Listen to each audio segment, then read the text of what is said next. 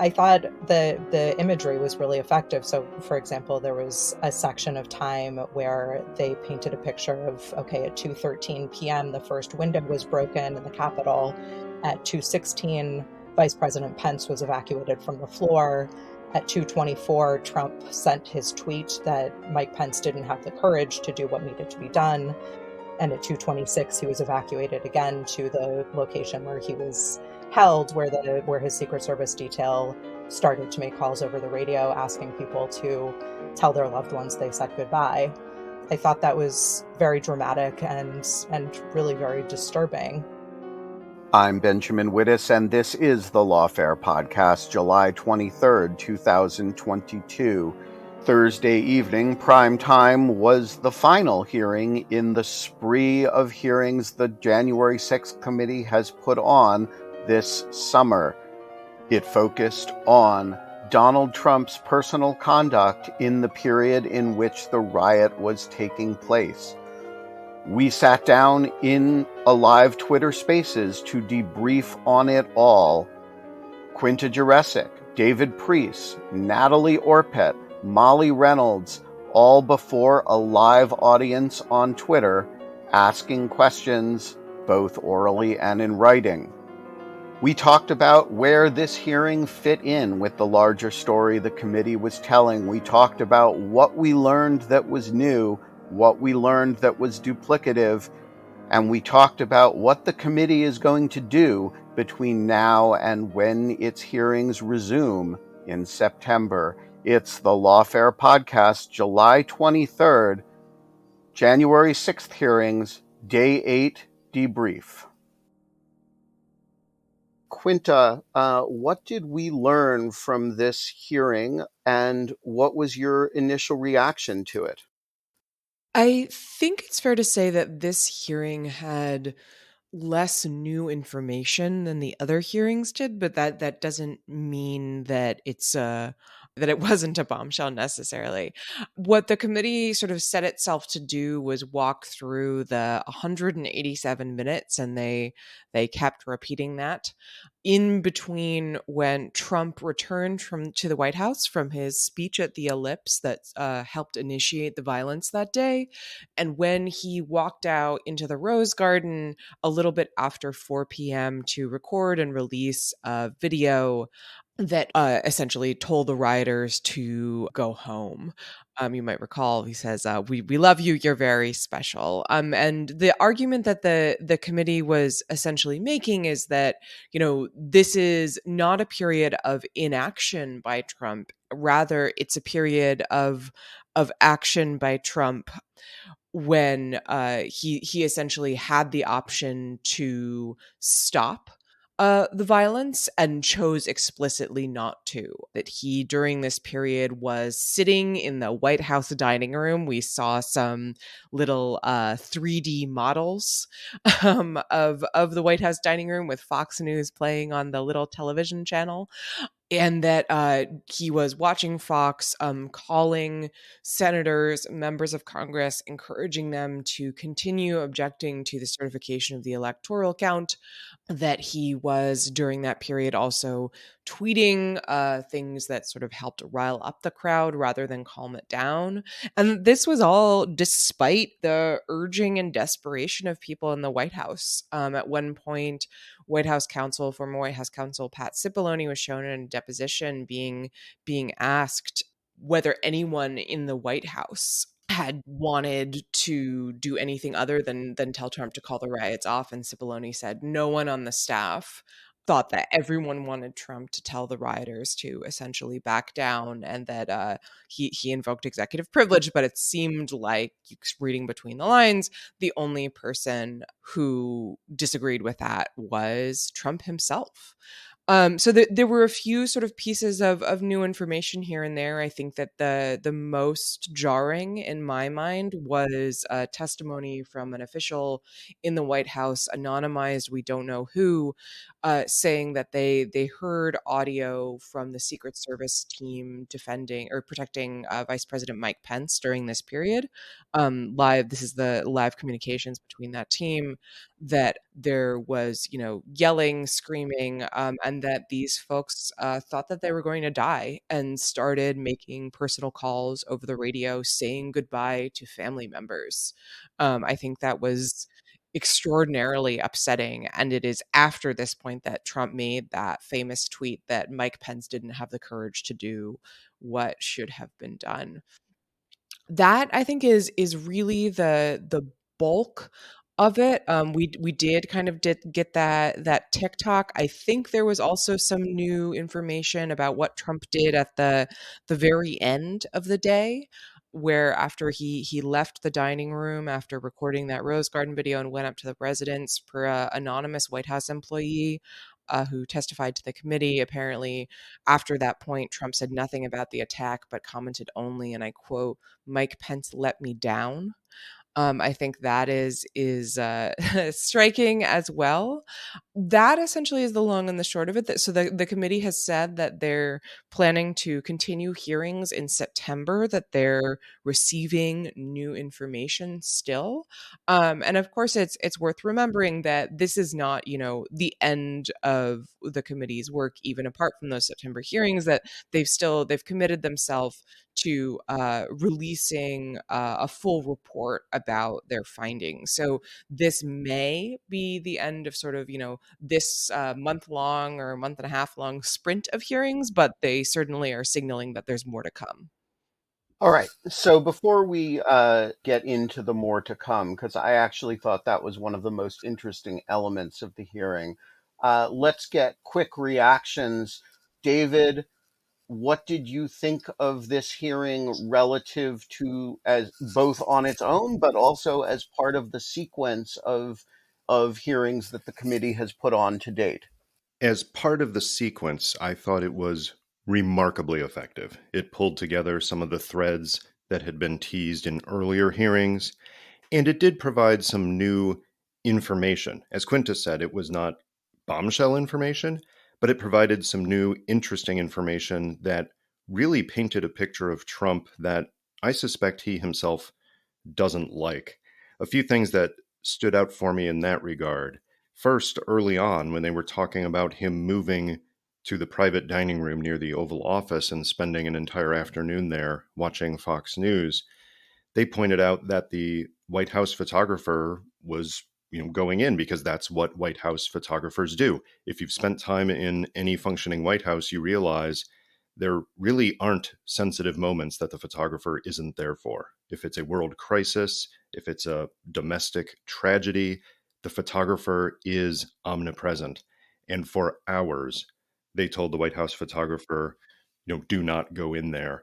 That combined with the pairings that the committee did on what Fox News was showing, followed by the immediate actions of the president or inactions of the president. One was just before 2:00 when Fox News was reporting the president fired this crowd up. And then quickly after, they label it effectively a riot and they show the people going through the barricades. And they followed that talking about what Trump did not do.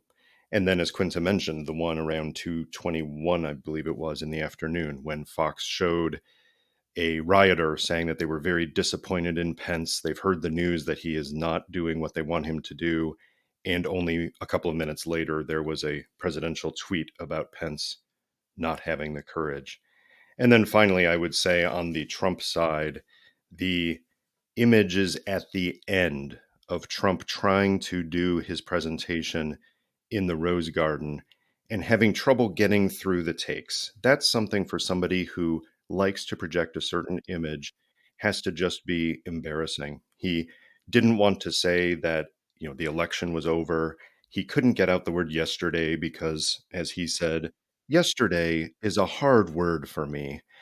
That to me, more than the TikTok of inaction and the dereliction of duty and the inability or unwillingness to actually execute his oath of office, I think for Trump himself and for the people directly around him, the shattering of that image of calm, cool, and collected has to be just devastating.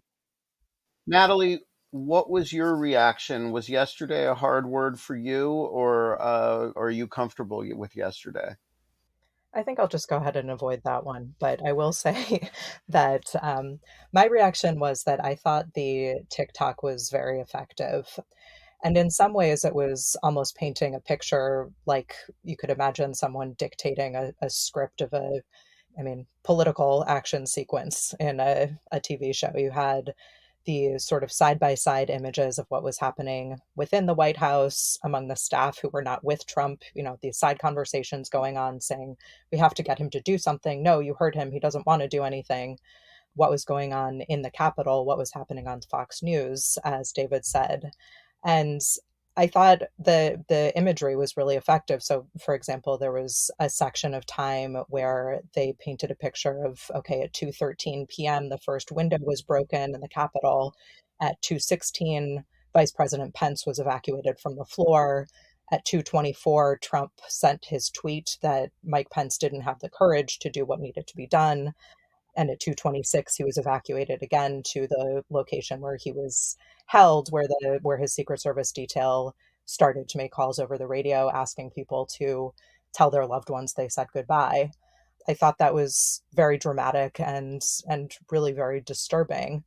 There were a couple of other little things that I think, although they were not new information per se, it was sort of further corroboration. So, for example, we had heard before that Trump had not reached out to the Pentagon or the Metropolitan Police or the Capitol Police at any point, and that instead Vice President Pence had been the person interfacing with them, although he actually has no place in the constitutional order for chain of command there. But apparently that was okay with everyone for the time being.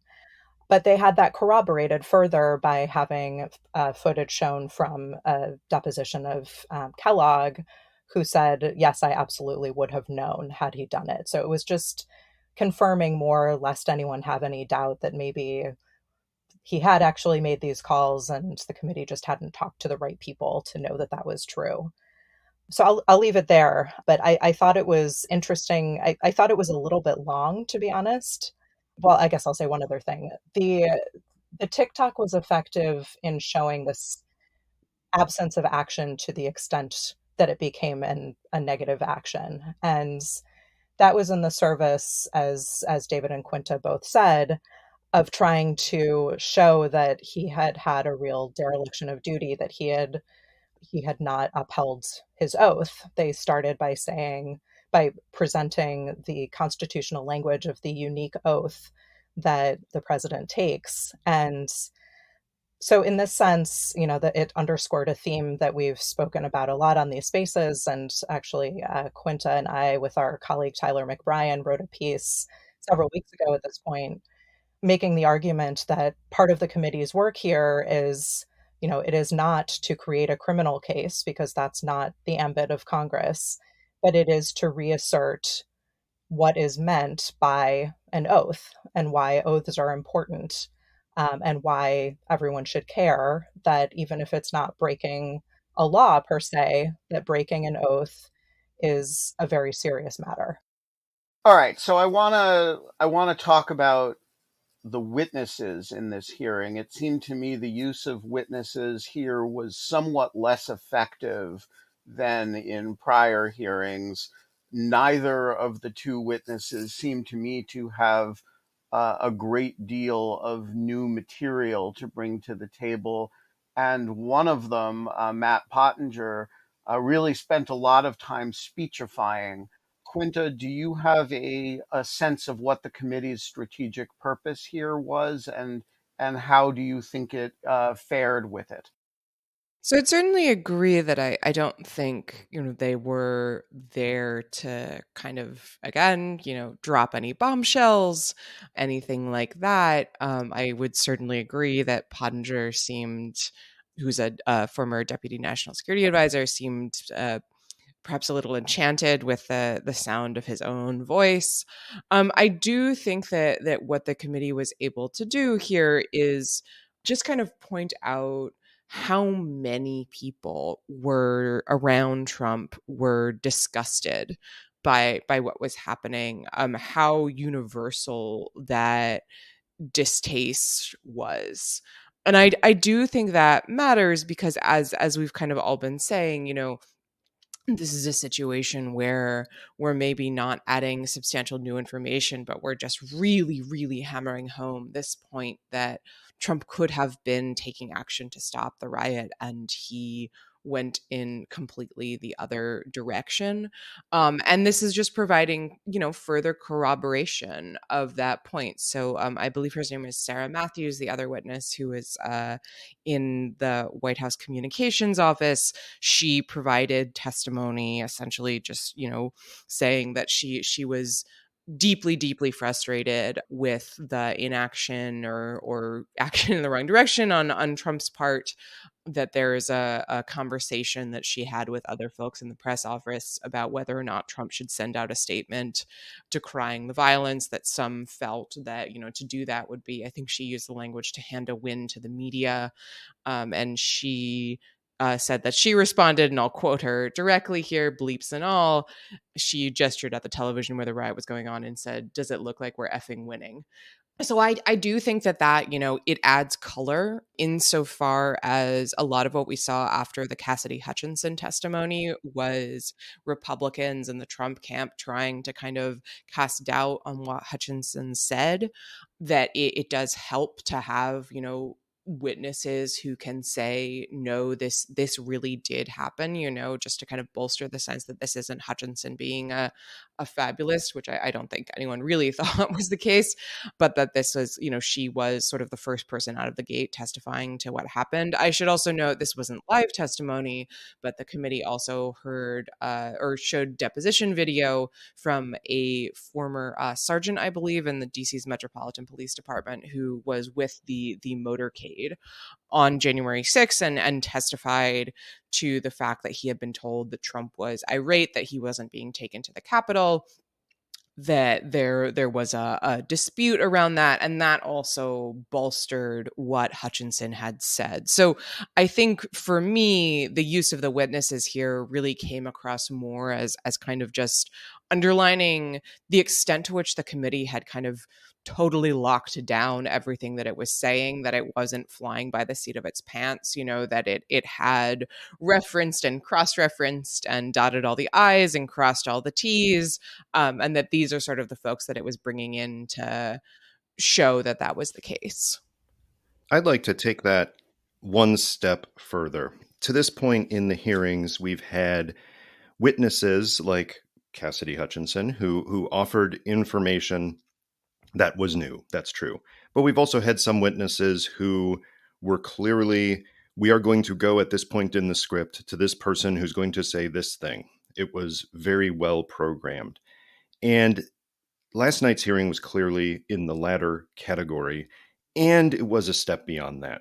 So if you listen to Matt Pottinger in particular, but also Sarah Matthews, both of them, and this was no accident. The committee does very few things by accident in these public presentations. Both of them made a point to emphasize how devoted they were to this administration and its policies. Matt Pottinger said it the most in what seemed like an aside, but certainly was not, that I support Trump's foreign policy. We had some great successes like taking China seriously and helping Israel reach peace agreements with some of its neighbors.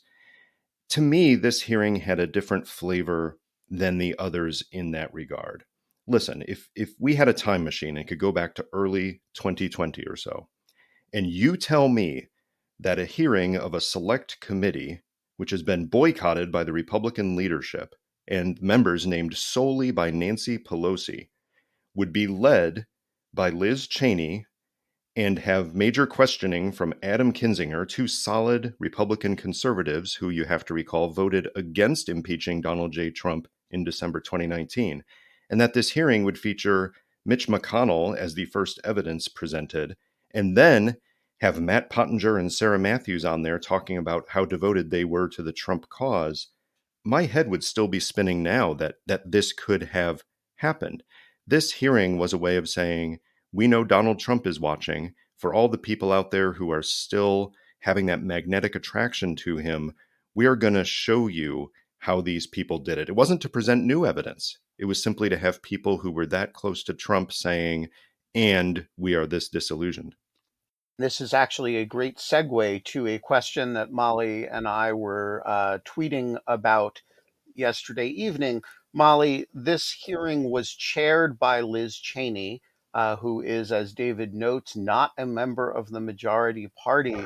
How unusual is it for a congressional hearing in a Congress run by Democrats to be chaired by a Republican, much less a Republican who has been a member of the Republican leadership in the House? Yes.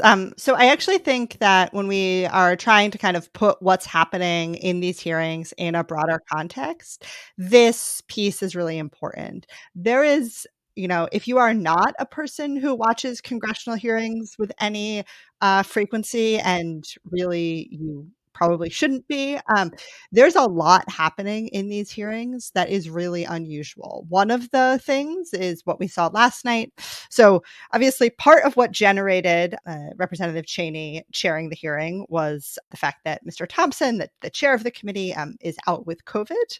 But in any other hearing, the Democratic chair is out with COVID. The next senior member of the Democratic Party on the committee would chair the hearing, and that's not what we saw last night. We saw Liz Cheney, who, as you pointed out, is not just a Republican, but was until about 15 months ago a member of the Republican leadership, take the reins and run the show. And so that is pretty remarkable. I would also say, this was the second hearing where large parts of the questioning and the hearing were led by Mr. Kinzinger, who's also a Republican. I think the sort of pairing of Mr. Kinzinger and Mrs. Luria last night was very effective. They both have sort of real national security bona fides as members to draw on in this context. And then I'll also just say that sort of this, we don't usually see hearings in prime time. And I think we can kind of talk about like what the committee chose to do with that prime time slot. I agree with a lot of what David was saying about one of the really important audiences for this hearing being Republican elites. So folks who sort of are still literally or figuratively dues paying members of the Republican Party. I thought it was really telling that with this hearing, they actually opened with Pottinger and Matthews giving some of their Republican bona fides, sort of establishing their credentials as card-carrying Republicans, and particularly Pottinger talking about how like he still agrees with a lot of policy-wise what the Trump administration was up to. So they sort of chose to do that at the very beginning to kind of put those cards on the table. Again, I think to echo David, that was part of this overall mission that they have, or what they see as one of their goals, as to try and make clear to Republican elites kind of really what happened here. And then I think that was kind of interestingly paired with, in this primetime slot, this goal of trying to illustrate as clearly as humanly possible for folks who are not Republican elites, who are just, people who are paying attention to what's happening, but haven't been following all of the ins and outs of what we've learned at what point over the past year or so about this investigation, trying to make it just really exceedingly real for people. I was really struck, for example, by the pairing of, when Trump sends his tweet in sort of around 2:30 in the afternoon, they sort of paired the discussion of that with footage of what was actually happening inside the Capitol building, at how much violence was happening literally as he was tweeting.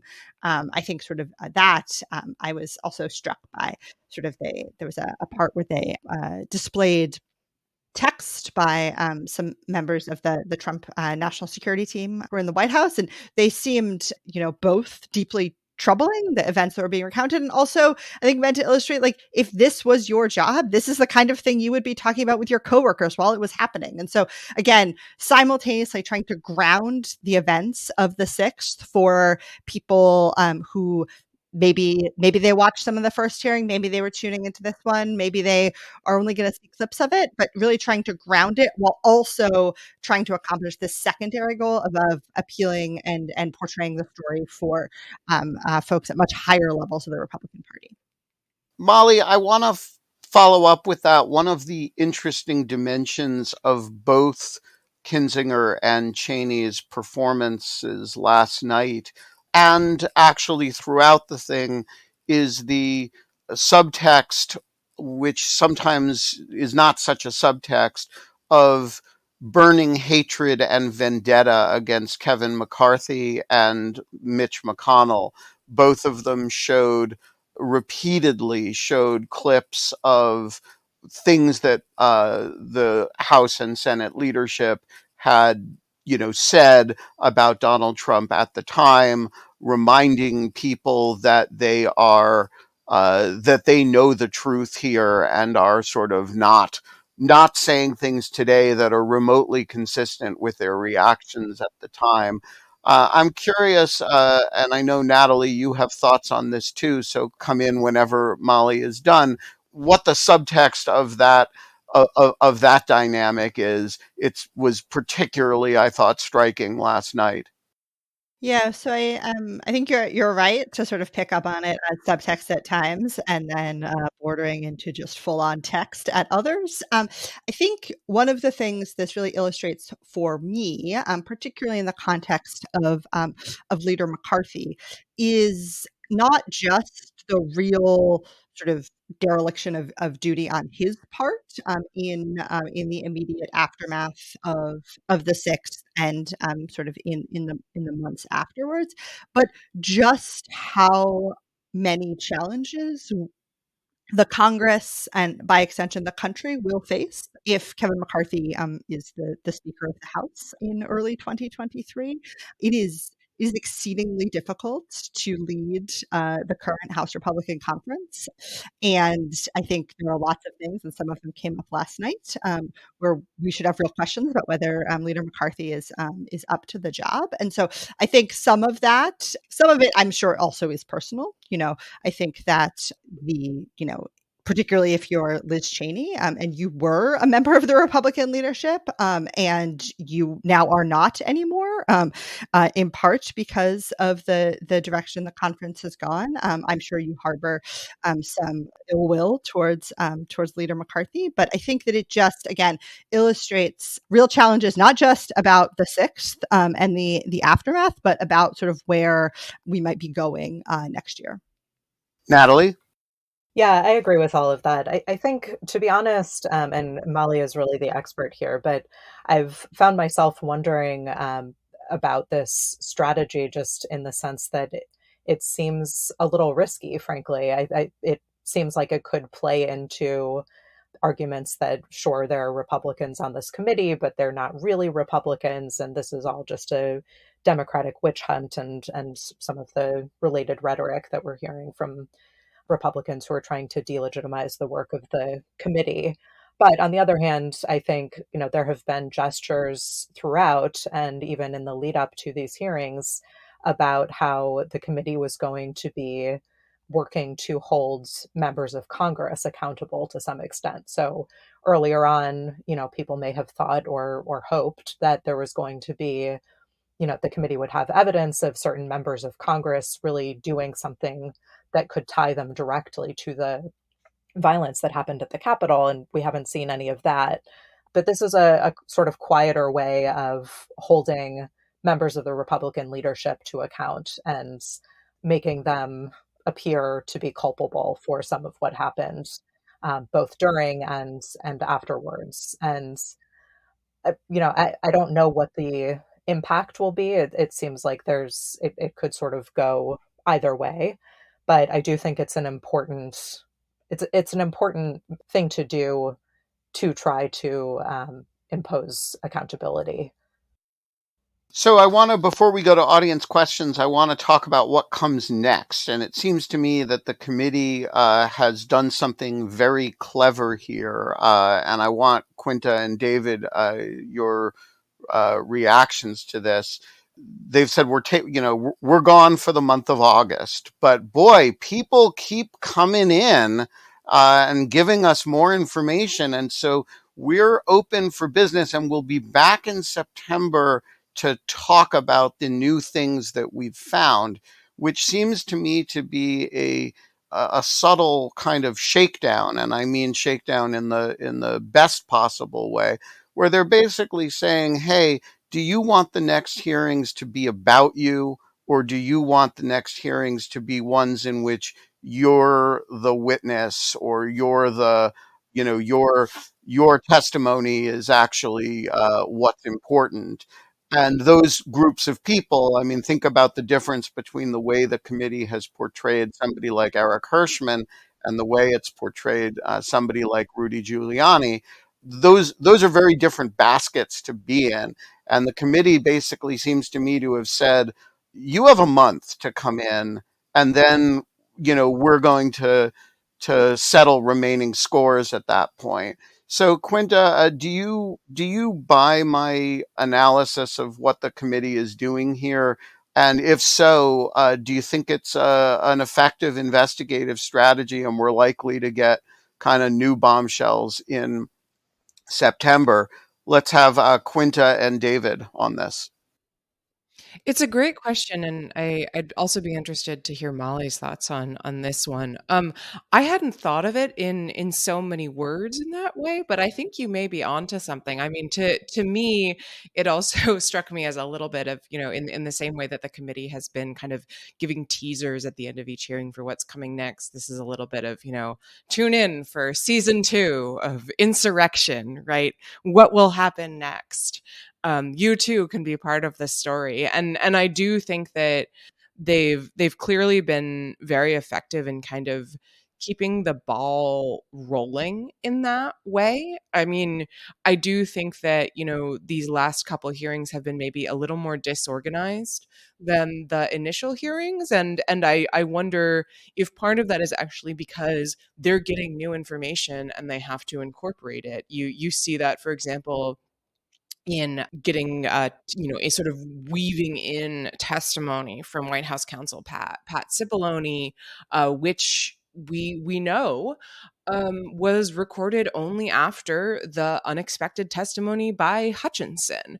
And so, at the end of each hearing, Benny Thompson, Liz Cheney, others have kind of said, our investigation is continuing. We're getting more information. I don't know if they said that this time, but each time they've been saying also, we have a tip line, and have been saying, we've been getting tips on our tip line. So whatever their strategy is, I do think that it seems to have been very effective, and I certainly would not be surprised if in the intervening month they're able to turn up a lot new material.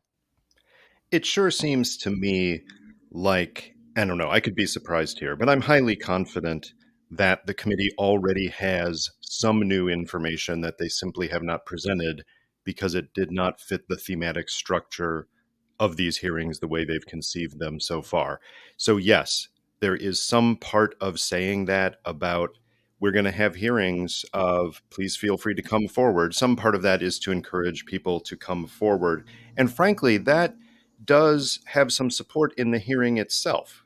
You might recall at one point, Adam Kinzinger was talking about what the president was saying and not saying, crowd, stay peaceful, remain peaceful, at a time when they could demonstrate that he knew the crowd was not being peaceful. After that, saying all the president did was post 2 tweets. Then they showed the footage of people noting that the president said, support the Capitol Police. They are on our side. And you heard them say, as an aside, notice he didn't say anything about any congressman. Now, to me, that combined with the appeal at the end is a way of saying, all right, we know other members of Congress and perhaps their staff have something to say here. Maybe they already have some of it. Maybe they're seeking more. But that was a subtext to this. And Molly, I'd be interested to hear your view as well on whether you think that a direct public appeal in this sense could actually be as effective as a lot of the behind the scenes things they've already been doing. Yeah, so I think the what I wanted to note on this is that I think it's if and when there are more hearings in September, I think it will be important to remember that this is not necessarily the way the committee, particularly Mr. Thompson, sort of originally laid out the plan for what was going to happen. So if you sort of go all the way back to like last fall when the committee was getting its investigation underway, Mr. Thompson said the goal was to do some hearings and then issue a report in the spring. And then that kept getting pushed back and pushed back. And then there was this plan for this sort of full-on blitz of hearings over like 2 weeks in June. And then that was going to be it for the hearings. And then we were going to get the report. And so I think one of the things that's really important to know here is, and I don't know, David, whether they already have the new information that they're planning on talking about in September, or they really are still trying to get more new information in, trying to get more people to come forward. But I think this just all illustrates the degree to which in something as complex and where you have a congressional committee really bearing the responsibility for doing a deep and broad public investigation of what happened, that you, even as hard as you try, members of Congress, you can only control so much of what happens. And so I think that's just, again, as we continue to watch where this goes, I think that's important to remember. Okay, we have a number of questions from the audience through Twitter. Catherine, Twitter questions. We have a question from IT Robertson that asked, is there any risk that the August recess and a loss by Cheney in the primary will lead to the whole process being incomplete by the time the new House is seated next January? Just to answer that real quick. The process will be as complete as it will be when the new House comes in January. And that, I think, will have little to do with whether Mrs. Cheney loses her Windsor primary. Like, they have a really loud and getting louder ticking clock of the end of the year. And that, I think, is not necessarily affected by Mrs. Cheney's own electoral fortunes. Catherine? At Loose Bits asked, the opening statement by Thompson spoke a lot about accountability and accountability under the law. I don't recall the stressing of that in prior hearings. Do you feel the committee is expressing their frustration with the Justice Department? So I have some thoughts on this, which was, of course, the subject of a debate this week between me on the one hand and Quinta and Natalie on the other. I am going to ask Natalie and Quinta to give their thoughts on it first, however, because I don't think I should abuse my position as the moderator. Sure, happy to weigh in. I do think that the committee has been talking about accountability in this sense, from the beginning in some form or another. That's always kind of been the undercurrent of what they're doing here, that there is some level of public accountability that they're bringing. And frankly, I think you see that in some of the more silly, perhaps vindictive, you might say, little asides, such as the showing video of Senator Josh Hawley sprinting away from the rioters that he helped incite with his own fist pump. There's a little bit of kind of holding him up before the public and saying, we're going to hold you accountable for this. That said, I think that the questioner is absolutely right that there is some frustration on the part of the committee at this point that the Justice Department has not taken more overt action. And you see that not only in the language that they're using in this hearing, but really the fact that they've been saying all along, they've really built their case very carefully as a sort of case against Donald Trump personally in the language of the criminal law. And I think that there is a frustration that the Justice Department has not taken more action. Now, I think you could also say it is entirely appropriate for the committee to be pushing here.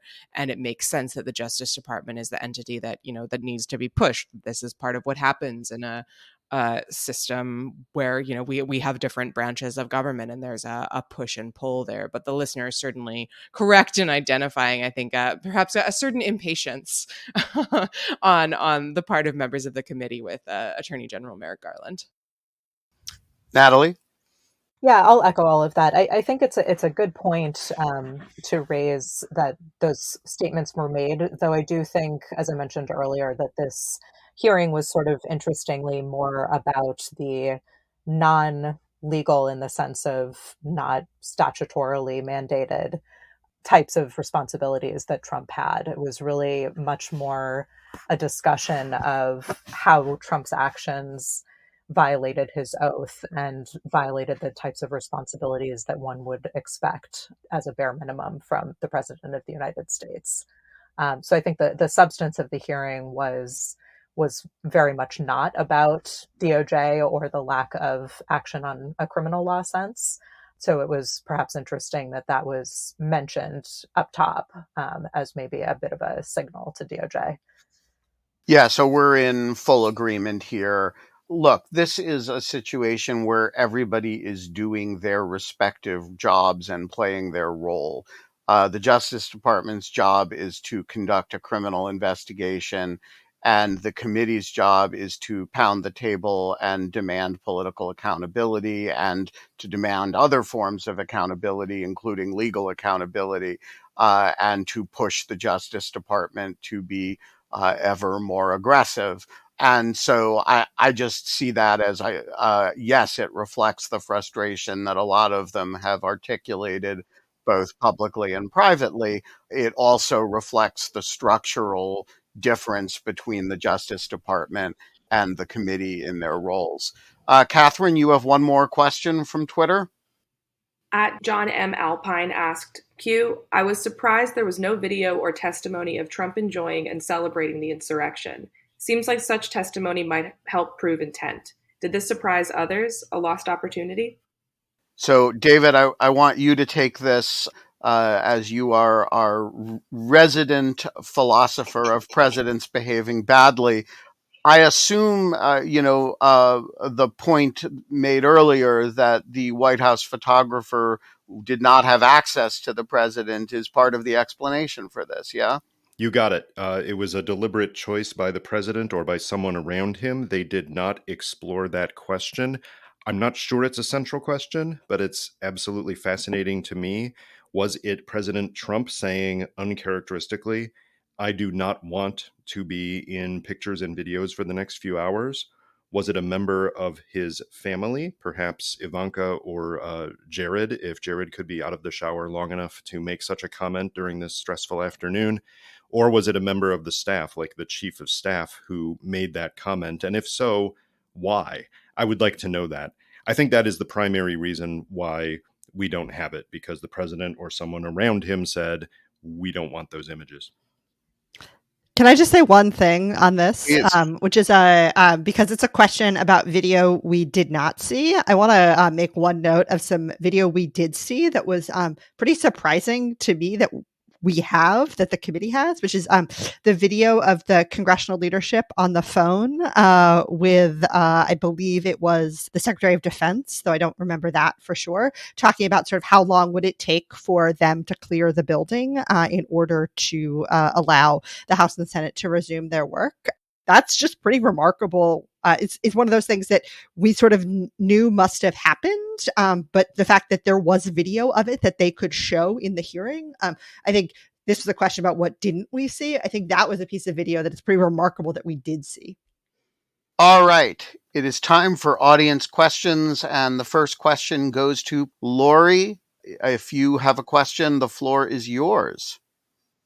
Hi. So Matt Pottinger, he's an ambitious, speechifying Republican, but he also understands that our Constitution is the most important thing that all of us should care about. So how soon do you think he'll run for office?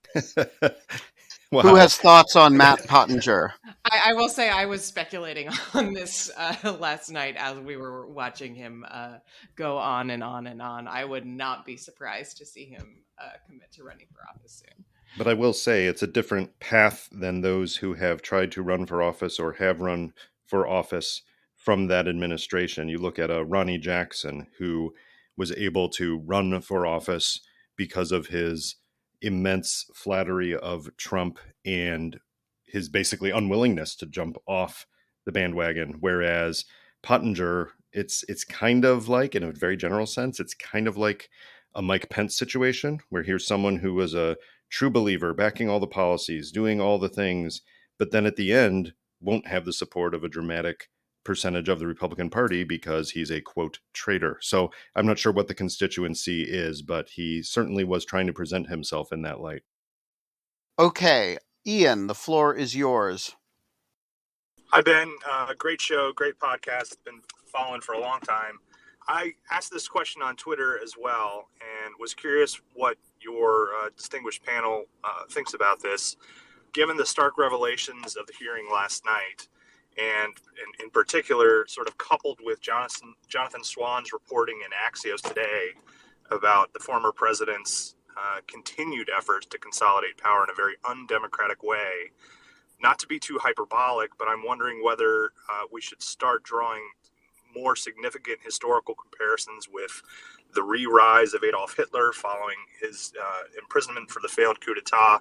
I know that former President Trump is a fan and has read many books on Hitler, and I think that's public knowledge that he's been a fan.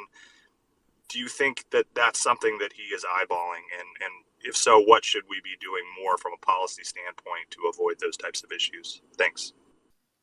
So, who has thoughts on Nazi comparisons here, and specifically on January 6th to beer hall putsch comparisons? Yeah, it's a dangerous comparison because of obviously so many things that come with it. But there is a kernel of truth behind it, and I'm glad Ian raised it. And that is the idea of, in the broad sense, accountability. And we have judicial accountability, and then we have constitutional accountability. One could say that constitutional accountability failed when there was the impeachment of the second impeachment of this president, which is the remedy for violating the oath of office, and that did not work. Now everybody is focusing on judicial accountability, and I definitely encourage all of you, if you have not, to look at the pair of articles on Lawfare by Ben and by Natalie and Quinta, respectively, that were referred to earlier on that front. On the constitutional accountability front, I found it very interesting that there was explicit mention made of the fact that during the second impeachment of Donald Trump, the first time that the insurrection was an issue for his fitness for office, we knew a lot of things, but they emphasized how much have we learned since then. And if there were some Republicans who were already willing to hold the president accountable for his actions then, how many more should be willing to do it now and prevent him from holding office in the future?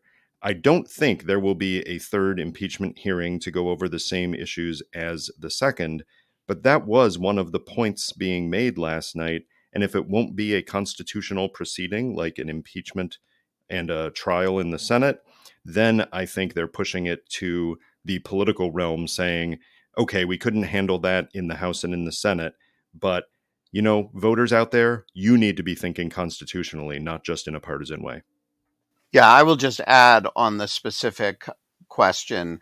Nazi comparisons are almost always specious. It is true that there was a attempted coup at the beer hall in Munich, and that was a early feature of Hitler's rise. And so you can say that, a coup is a coup is a coup, and therefore Trump is like Hitler.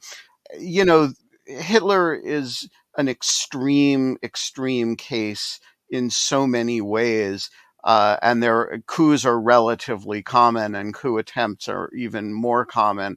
And so, it's a little bit like saying Trump has anti-democratic instincts, Hitler has anti-democratic instincts, therefore they're similar. No, actually, they're not similar. Hitler is the outlying situation in almost all comparisons. And so I would just urge the questioner and listeners in general to avoid Nazi comparisons, except in the situations in which, if there's not mass murder going on, the Nazi comparison is almost always a bad one. All right, Vanessa, the floor is yours. Thanks very much. I was struck yesterday in the contrast between, all the actions Trump didn't take and then the person who actually did end up giving some orders, and that was the vice president. And so in kind of the later part of the day, they're saying Pence is on the phone with DOD and with law enforcement. And I'm curious, doesn't that in itself present a lot of kind of constitutional issues. And isn't that in itself almost a form of coup, where you have, the president's very clearly not wanting, the Department of Defense to do anything, and the vice president is telling them they should, and that's what gets done. And I was struck how that showed up in the hearing and then was not dwelled on, and I haven't seen that much commentary on it. I'd like your thoughts. Thanks. Yeah, so I'm going to take this one myself. I also, David may have thoughts, and if others do, please chime in. Look, I think you're exactly right. And what we had here, what described last night, was basically a soft invocation of the 25th Amendment, where the cabinet, with the vice president's approval, functionally transfers the president's authority to the vice president. Here you had the effects of the 25th Amendment invocation, at least in a soft sense, without its formal invocation. And that is, not the way that the thing is supposed to work. You also, by the way, had the Secret Service refusing to comply with the president's direction to take him somewhere, as though the president is sort of the vassal of the janissaries and the palace guard. So yeah, I think your point is a deep one. A lot of things about the constitutional structure here were not working. And the reason they were not working was that the president had, I think the technical term is, lost his fucking mind.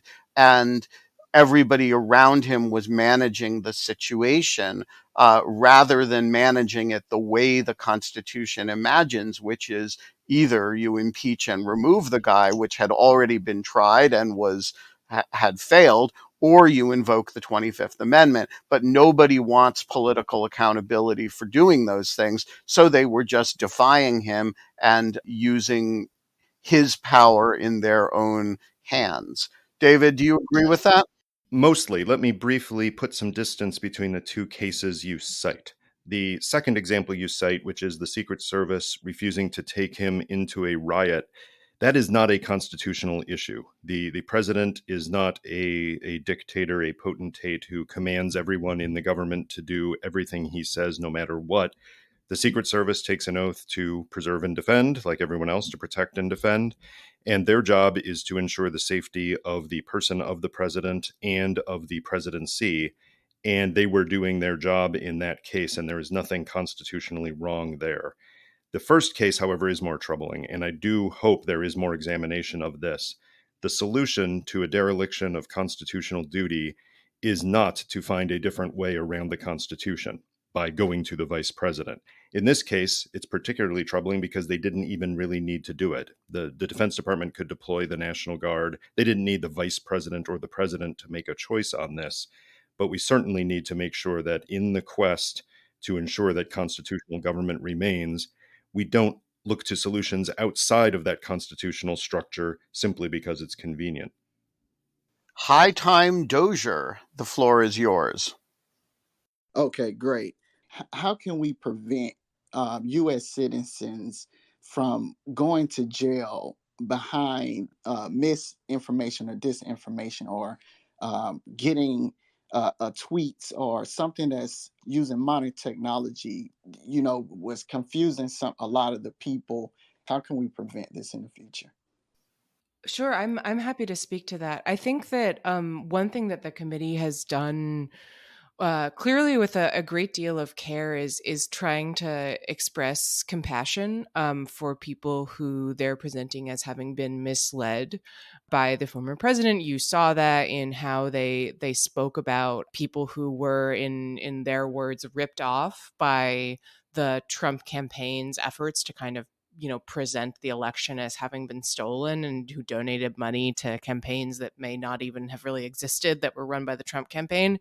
I think you also saw this in the words of Vice Chair Cheney last night. I don't have her language directly in front of her, but she I think ended with a really powerful comment, essentially saying that in her view, the folks who stormed the Capitol were patriotic, and that Trump abused their patriotism, turned it to his own ends, and turned it into a weapon by lying to them, essentially. Now, I think There are reasons to question that characterization in terms of their patriotism, and I might, but it's a really powerful way of framing it. And I think it kind of provides an exit route in a sense, because it allows folks who did believe in the big lie to say, you know what, I was lied to, I was used, I was misled, and is kind of extending them a hand in that sense. I'll be very interested to see whether or not it has any effect, but I do think it's a powerful message. Okay, David Botts, you get the final question today. Thanks, everybody. Great session. I believe it was mentioned in passing at the committee hearing last night that several members of the U.S. Secret Service have retained counsel. And in other news reports, we read about texts getting deleted and et cetera. What are we to think of the potential, or maybe more than the potential, of the U.S. Secret Service being used as sort of a Patreon guard around the president? And are there things that can be done to restructure that such that they work for the office rather than individuals? Thanks. Yeah, great question, and a great question to close on. I assume that one of the things that the committee is going to be collecting information on over the course of the summer may involve the destruction of these records. Does anybody have thoughts on the Secret Service as an institution and how we should think about it and prevent it from becoming a Praetorian Guard? Just one quick thought, which is that one of the purposes of these congressional hearings is obviously legislation. And I think to the extent you can do an investigation with a mind towards what additional legislation needs to be passed regarding the Secret Service, the Department of Homeland Security, things like that, great. That is a useful function for these. For exploration of the specific issues you raised, David, we are looking at doing another Lawfare podcast on our Secret Service theme of late on our various podcast feeds. So look for that in the coming week or so as we continue to explore these issues in depth with experts on the Secret Service. We are going to leave it there. I would like to point out that every single person who is interested in this podcast and this Twitter space should be listening to the aftermath, because if you are interested in post 1/6 accountability, that is what the aftermath is about. We are getting ready to release episode 4, and we plow along. So please do. And of course, episode 4 does feature Molly Reynolds. We are going to leave it there.